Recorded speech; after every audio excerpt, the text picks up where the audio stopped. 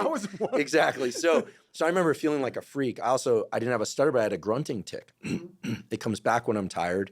And the only thing that helped that was hitting my head on something, shaking my head, which is why skateboarding was good, because I'd slam and I'd feel like, oh, feel good. But that's not healthy. That's not good. Or just work is what gets it out. It's like a RPM or high, Anyway, that's me. But yeah, I think certain things over time, I feel like talent or gifts or whatever you want to call them, but there are many things that are exceedingly difficult for me.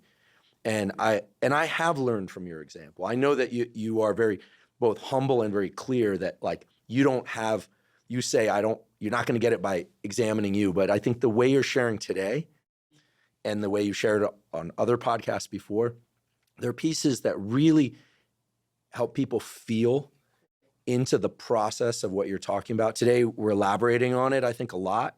This notion of being haunted and the stick.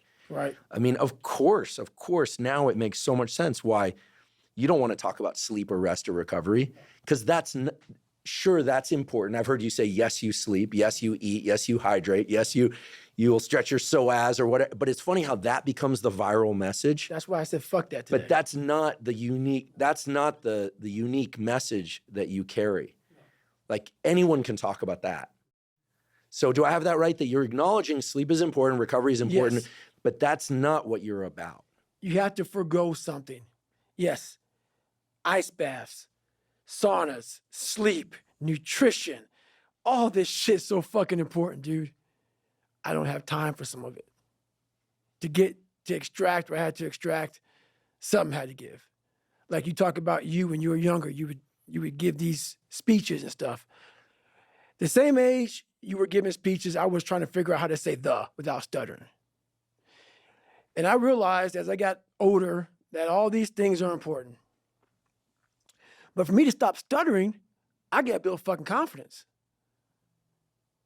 And speech therapy didn't help that. Nothing helped that.